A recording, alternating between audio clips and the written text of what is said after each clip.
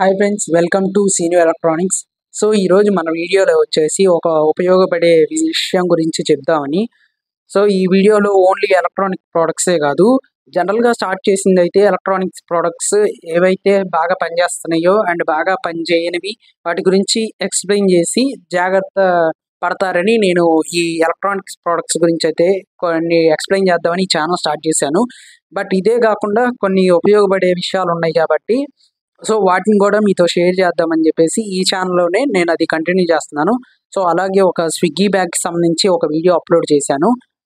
So and ఇంకా వచ్చేసి ఆ స్విగ్గీలో ఎలా వర్క్ చేయాలి అండ్ ఎలా మనీ ఎర్న్ చేయాలనేది కూడా చెప్తాను.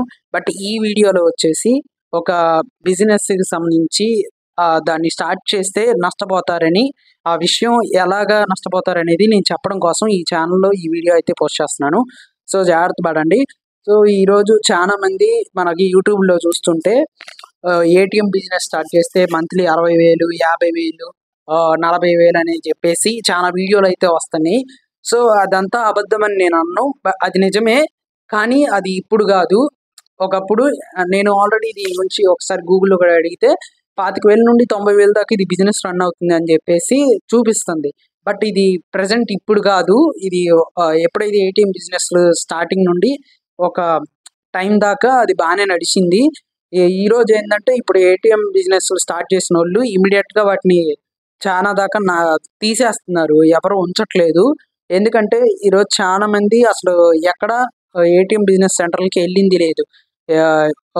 ఇప్పుడు డబ్బులు ట్రాన్సాక్షన్స్ ఈ రోజంతా ఆన్లైన్ డిజిటల్ అయిపోయింది కాబట్టి ఎవరు ఏటీఎం బిజినెస్ని అసలు ఏటీఎం సెంటర్స్కి వెళ్ళడం కానీ మనీ డ్రా చేయడం కానీ మ్యాక్సిమం లేదు. ఒకప్పుడు ఏంటంటే బ్యాంకీల్లో ఇబ్బంది అయినప్పుడు మనం ఏటీఎంలోకి వచ్చేసి మనీ డ్రా చేసుకునే ఆప్షన్ ఉంటుంది. కానీ ఈ రోజు అంతా డిజిటల్ అయిపోవడం వల్ల బ్యాంకీకి వెళ్ళట్లేదు అండ్ ఆల్సో ఏటీఎంస్ కూడా వెళ్ళట్లేదు. ఫర్ సపోజ్ కనీసం ఏటీఎంలో పిన్ చేంజ్ చేసుకోవడానికైనా వెళ్తున్నారు అనుకుంటే అది ఇప్పుడు వచ్చేసి అది కూడా ఆన్లైన్ అయిపోయింది అనమాట. ఇంకెవరు ఏటీఎం జోలికి వెళ్ళట్లేదు. ఫర్ సపోజ్ మీరే అనుకోండి, మీరు ఇప్పుడు ఏటీఎం సెంటర్కి వెళ్ళి ఎన్ని రోజులు అవుతుంది, ఎన్ని నెలలు అవుతుంది మీరే చెక్ చేసుకోండి. మ్యాక్సిమం మీరు కూడా వెళ్ళి ఉంటారు. ఇప్పుడైతే ఆ బిజినెస్ అనేది పూర్తిగా డ్యామేజ్ అయిపోతుంది. మీకు ఆల్రెడీ ఇప్పటికీ యూట్యూబ్లో మళ్ళీ కొంతమంది పోస్ట్ చేస్తూనే ఉన్నారు అది 40,000, 50,000 అని. బట్ అదంతా ఇప్పుడు ఫాల్స్. ఇప్పుడు మినిమం 10,000 కూడా వచ్చే ఛాన్స్ ఉందో లేదో గ్యారంటీ లేదు. చాలా మంది ఇప్పుడే మా ఫాదర్ని కూడా అడిగితే ఆయన కూడా చెప్పాడు, మామూలుగా ఒక స్టేట్ బ్యాంక్ ఎదురుగా పెట్టిన ఏటీఎం బిజినెస్కే అక్కడ ఏటీఎం సెంటర్కే దాంట్లో ఫ్రీగా ఇచ్చేస్తున్నారంటే. ఇంతకు ముందు డ్రా చేస్తే మినిమం 25 రూపాయలైనా కట్ అయ్యి ఉండేవి, ఇప్పుడు అయితే అది కూడా ఫ్రీ చేసేసారు. అండ్ బయట మాకు రోడ్ సెంటర్లో పెట్టిన హోటల్ దగ్గర ఉన్న ఒక ఏటీఎం సెంటర్ని కూడా తీసేశారు. డబ్బులు వస్తే ఎందుకు తీసేస్తారా అని చెప్పి అంటున్నాడు. సో ఇదనమాట. మీరు మ్యాక్సిమం ఏటీఎం అంటే అది ఒకప్పుడు పనిచేసింది, ఇప్పుడు పనిచేయట్లేదు. సో మీరు ఎవరైనా ఇది స్టార్ట్ చేద్దాం అనుకుంటే ఇమీడియట్గా ఆపేసేయండి. మీకు ఏదైనా మనీ అనేవి ఇన్వెస్ట్ చేయడానికి రెడీగా ఉంటే దాన్ని స్టోర్ చేసి రెడీగా పెట్టుకోండి. 2025లో ఇంకా మంచి ఏమైనా ఏటీఎం బిజినెస్ లాంటి గ్యారంటీ ఉన్నటువంటి ఏమైనా బిజినెస్ ఐడియాస్ వస్తాయి. సో వాటి కోసం స్టోర్ చేసి పెట్టుకోండి, కొంచెం టైం వెయిట్ చేయండి.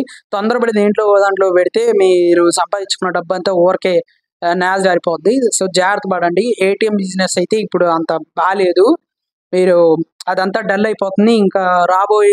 ఇంకా నెక్స్ట్ ఇయర్స్కి వచ్చేసి ఇంకా డౌన్ అయిపోద్ది, పూర్తిగా తీసేస్తారు మ్యాక్సిమం, ఛాన్స్ ఉంది. సో అందుకని ఎవరు ఏటీఎం బిజినెస్ అయితే నమ్ముకొని ఇప్పుడు ఇన్వెస్ట్ చేయొద్దు. మామూలుగా ఇప్పుడు ఏటీఎం బిజినెస్ స్టార్టింగ్కి మనకి ఇన్వెస్ట్మెంట్ వచ్చేసి 5 lakhs అని మినిమం అని చెప్తున్నారు, కొంతమంది 6 lakhsకి. అండ్ ఇంకోటి వచ్చేసి ఒకవేళ ఏదైతే ఆ ఏటీఎం సెంటర్కి సంబంధించి ప్లేస్కి మనం పెట్టే బడ్జెట్ ఒక 1.5 నుండి ఒక 2 lakhs దాకా అయ్యే అవకాశం ఉంది. సో అంటే ఆ ల్యాండ్ కూడా మీరే పెట్టుకునేటట్టు అయితే, లేదా ఒకవేళ అది కాదనుకుంటే మీరు మీ దగ్గర ఉన్న సొంత ల్యాండ్ పెట్టుకునేటట్టయితే మీకు 5 lakhs, 6 lakhsలో అమౌంట్ అనేది ఖర్చు అయింది. జనరల్గా ఏటీఎంలో మన వీడియోలను బట్టి కానీ వీళ్ళు చెప్తున్న విషయాలను బట్టి నేను ఆ వీడియోలో బట్టి చెప్తున్నా.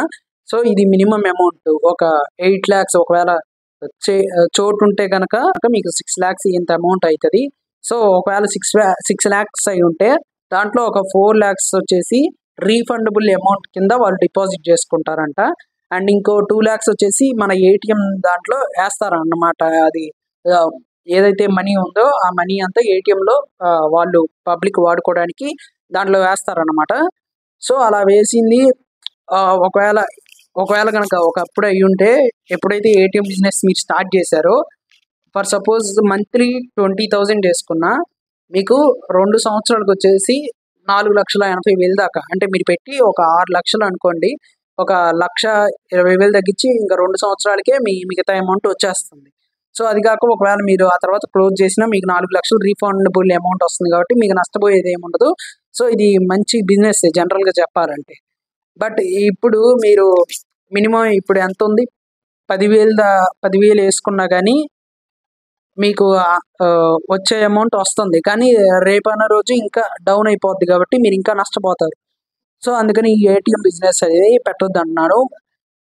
మీకు అమౌంట్ అనేది అంతే, ఇంత గ్యారంటీ ఉంది. ఇది నిజంగా బిజినెస్ కరెక్ట్ బిజినెస్సే. బట్ గ్యారంటీ ఉంది. అండ్ కాకపోతే ఇప్పుడొచ్చిన ప్రాబ్లమ్ ఏంటంటే, ఇది ఇప్పుడు డౌన్ అయిపోతుంది కాబట్టి మీరు దీంట్లో ఇన్వెస్ట్ చేస్తే నష్టపోతారు. అది ఒక్క రీజనే. ఏటీఎం బిజినెస్ అనేది ఆహ్, ప్రాబ్లమ్ అని గాదు.